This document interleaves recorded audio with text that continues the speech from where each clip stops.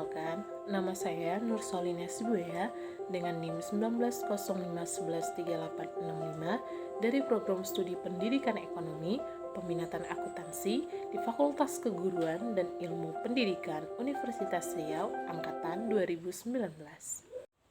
Baiklah, di video kali ini kita akan membahas tentang kode etik keprofesionalan guru, di mana dalam video ini kita akan membahas tentang 8 poin penting yang ada dalam kode etik keprofesionalan guru. Baiklah, poin yang pertama kita akan membahas mengenai apa itu kode etik. Kali ini kita akan membahas tentang pengertian kode etik. Menurut Homby, pada tahun 1962, ia mendefinisikan bahwa kode etik secara leksikal adalah code as collection of law arranged in a system of rule and principle that has been accepted by society or a class or group of people, di mana secara umum kode etik juga dapat diartikan sebagai pola aturan, tata cara, tanda, pedoman etis dalam melakukan suatu kegiatan atau sebuah pekerjaan.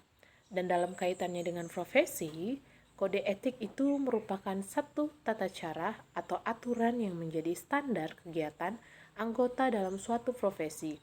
Suatu kode etik akan menggambarkan nilai-nilai profesional suatu profesi yang akan diterjemahkan ke dalam standar perilaku anggotanya. Jadi, kode etik guru adalah norma atau asas yang harus dijalankan oleh guru di Indonesia sebagai pedoman untuk bersikap dan berperilaku dalam melaksanakan tugas profesinya sebagai tenaga pendidik, anggota masyarakat, dan warga negara. Pedoman inilah yang diharapkan nantinya bisa membedakan perilaku baik atau buruknya seorang guru, memilah-milah mana saja hal yang boleh dilakukan dan hal yang tidak boleh dilakukan selama menjalankan tugas sebagai seorang tenaga pendidik, dan keberadaan kode etik ini bertujuan untuk menempatkan sosok guru sebagai pribadi yang terhormat, mulia, dan bermartabat. Berikut beberapa pengertian yang lebih menjelaskan tentang apa itu kode etik guru. Yang pertama, menurut Undang-Undang Nomor 8 Tahun 1974 tentang Pokok-pokok Kepegawaian. Pada pasal yang ke-28 menyatakan bahwa pegawai negeri sipil mempunyai kode etik sebagai pedoman sikap, tingkah laku, perbuatan, di dalam dan di luar kedinasannya. Dalam penjelasan undang-undang tersebut, dinyatakan dengan adanya kode etik ini, pegawai negeri sipil sebagai aparatur negara, abdi negara, dan abdi masyarakat mempunyai pedoman sikap, tingkah laku, dan perbuatan dalam melaksanakan tugasnya dan dalam pergaulan hidupnya sehari-hari. Selanjutnya, dalam kode etik pegawai negeri sipil ini digariskan pula prinsip-prinsip pokok tentang pelaksanaan tugas dan tanggung jawab pegawai negeri. Dari uraian tersebut, maka dapat disimpulkan bahwa kode etik merupakan pedoman sikap, tingkah laku, dan perbuatan di dalam melaksanakan tugas dan di dalam kehidupan sehari-hari. Yang kedua, menurut Kongres PGRI ke-13, di mana Ketua Umum PGRI menyatakan bahwa Kode Etik Guru Indonesia merupakan landasan moral dan pedoman tingkah laku guru warga PGRI di dalam melaksanakan panggilan pengabdian bekerja sebagai guru. Dari pendapat ini, maka dapat ditarik kesimpulan bahwa dalam Kode Etik Guru Indonesia terdapat dua unsur pokok, yakni satu sebagai landasan moral dan kedua sebagai pedoman tingkah laku. Yang kedua, kita akan membahas tentang sejarah kode etik guru di Indonesia. Sejarah ini dimulai pada tahun 1971 pada saat FIP IKIP Malang mengadakan seminar tentang etika jabatan guru, dan dilanjutkan pada tahun 1973 di mana PGRI atau Persatuan Guru Republik Indonesia mengadakan Kongres PGRI yang ke-13, di mana pada kongres tersebut PGRI atau Persatuan Guru Republik Indonesia berhasil merumuskan secara yuridis kode-kode etik guru di Indonesia, di mana pihak yang bertanggung jawab untuk merumuskan isinya sebagai kode etik guru adalah para ahli di bidang pendidikan. Dan adapun tahapan perumusannya sampai pengesahannya adalah sebagai berikut. Yang pertama, tahap pembahasan dan perumusan yang dilakukan pada tahun 1971 sampai dengan 1973. Yang kedua, tahap pengesahan yang dilakukan pada saat Kongres PGRI yang ke-13, yaitu pada November 1973. Yang ketiga, tahap penguraian yang dilakukan pada Kongres PGRI yang ke-14 pada tahun 1979. Dan yang terakhir, tahap penyempurnaan yang dilakukan pada Kongres PGRI yang ke-16 pada tahun 1989. Poin yang ketiga, kita akan membahas tentang apa-apa saja isi kode etik guru. Adapun isi dari kode-kode etik keprofesionalan guru yaitu: pertama, guru berbakti membimbing anak didik seutuhnya untuk membentuk manusia pembangunan yang berpancasila. Kedua, guru memiliki kejujuran profesional dalam menerapkan kurikulum sesuai dengan kebutuhan anak didik masing-masing. Ketiga, guru mengadakan komunikasi terutama dalam memperoleh informasi tentang anak didik, tetapi menghindari diri dari segala bentuk penyalahgunaan. Keempat, guru menciptakan suasana kehidupan sekolah dan memelihara hubungan dengan orang tua murid sebaik-baiknya bagi kepentingan anak didik. Yang kelima, guru memelihara hubungan baik dengan masyarakat yang ada di sekitar sekolahnya maupun masyarakat yang lebih luas untuk kepentingan pendidikan. Yang keenam, guru secara sendiri-sendiri dan atau bersama-sama berusaha mengembangkan dan meningkatkan mutu profesinya. Yang ketujuh, guru menciptakan dan memelihara hubungan antara sesama guru baik berdasarkan lingkungan kerja maupun di dalam hubungan keseluruhan. Kedelapan, guru secara bersama-sama memelihara, membina, dan meningkatkan mutu organisasi guru profesional sebagai sarana pengabdiannya. Dan yang kesembilan, guru melaksanakan segala ketentuan yang merupakan kebijakan pemerintah dalam bidang pendidikan. Selanjutnya, kita akan membahas tentang poin yang keempat mengenai tujuan kode etik. Pada dasarnya, tujuan untuk merumuskan kode etik dalam suatu profesi adalah untuk kepentingan anggota dan kepentingan organisasi sebuah profesi itu sendiri. Nah, secara umum, adapun kode-kode etik dibuat dengan tujuan sebagai berikut.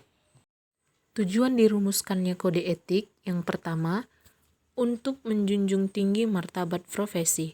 Dalam hal ini, kode etik dapat menjaga pandangan dan kesan dari pihak luar atau masyarakat agar mereka jangan sampai memandang rendah atau remeh terhadap sebuah profesi.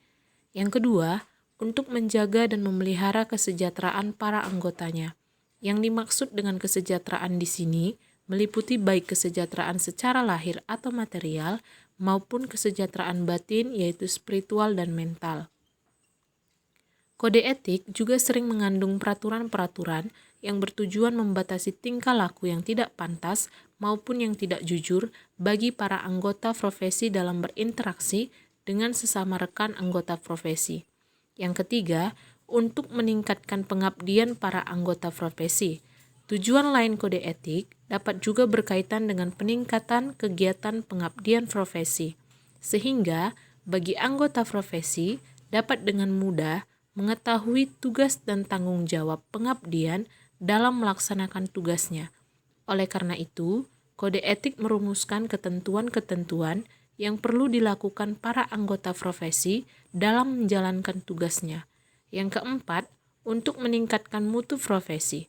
Untuk meningkatkan mutu profesi, kode etik juga memuat norma-norma dan anjuran agar para anggota profesi selalu berusaha untuk meningkatkan mutu pengabdian para anggotanya. Yang kelima, untuk meningkatkan mutu organisasi profesi. Untuk meningkatkan mutu organisasi profesi, maka diwajibkan kepada setiap anggota untuk secara aktif berpartisipasi dalam membina organisasi profesi dan kegiatan-kegiatan yang telah dirancangkan dalam organisasi tersebut. Selanjutnya, kita akan membahas tentang poin yang kelima, yaitu tentang fungsi kode etik guru. Fungsi utama dari kode etik guru adalah menjadi seperangkat prinsip dan norma moral yang mendasari pelaksanaan tugas dan layanan profesional guru dalam kaitannya dengan peserta didik, orang tua atau wali murid, sekolah, dan rekan seprofesi, bahkan juga organisasi profesi dan pemerintah, berdasarkan nilai-nilai agama, pendidikan sosial, etika, dan kemanusiaan.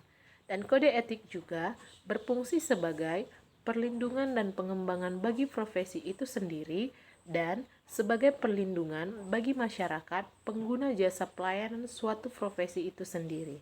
Menurut Gibson dan Mitchell pada tahun 1995,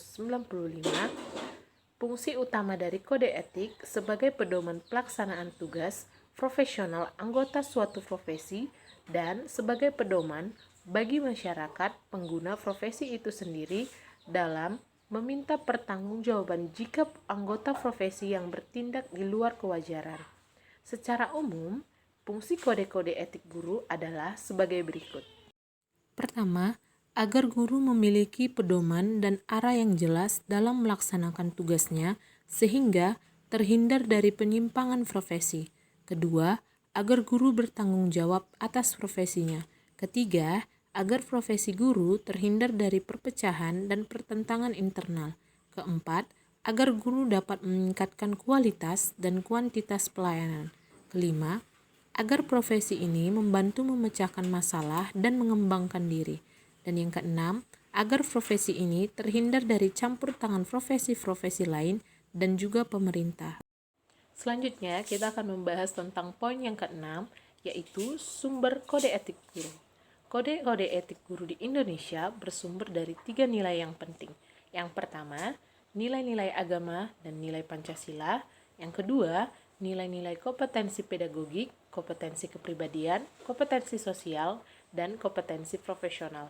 Dan yang terakhir, nilai-nilai jati diri dan martabat manusia yang meliputi perkembangan kesehatan jasmania, emosional, intelektual, sosial, dan spiritual. Selanjutnya, poin yang ketujuh, yaitu upaya dalam pelaksanaan kode etik guru. Upaya-upaya untuk mewujudkan kode etik guru harus memperhatikan sejumlah faktor-faktor penting yang hingga saat ini masih dirasakan sebagai kendala. Adapun faktor-faktor penting yang masih dirasakan sebagai kendala adalah: yang pertama, mengenai pendidikan dan kualitas pribadi guru. Kedua, sarana dan prasarana pendidikan. Ketiga, kedudukan, karir, dan kesejahteraan guru. Dan keempat, kebijakan pemerintah dan sistem pendidikan. Namun demikian, guru, pemerintah, dan pihak-pihak yang terkait harus tetap optimis dan tetap semangat untuk bekerja sama menciptakan upaya dalam proses pelaksanaannya. Selanjutnya, kita akan membahas tentang poin yang ke-8, yaitu poin terakhir tentang pelanggaran terhadap kode etik guru. Pelanggaran dalam hal ini bisa didefinisikan sebagai penyimpangan terhadap norma moral yang sudah terkandung di dalam kode etik yang bersangkutan dengan satu profesi. Pelanggaran bisa berupa pelanggaran ringan, sedang, hingga pelanggaran yang berat, di mana setiap guru yang melanggar kode etik akan mendapatkan sanksi sesuai peraturan perundang-undangan yang saat itu sedang berlaku. Untuk mengawasi pelaksanaan kode etik guru dan untuk memberikan rekomendasi pemberian sanksi atas pelanggaran kode etik oleh guru, maka dibentuklah Dewan Kehormatan Guru, di mana Dewan ini wajib melaksanakan rekomendasi Dewan Kehormatan, di mana pihak yang juga berwenang untuk merekomendasikan sanksi pada pelanggaran-pelanggaran kode etik adalah Dewan Kehormatan Guru Indonesia. Pemberian sanksi harus bersifat objektif, tidak diskriminasi, dan tidak bertentangan dengan dasar organisasi profesi dan perundang-undangan yang berlaku.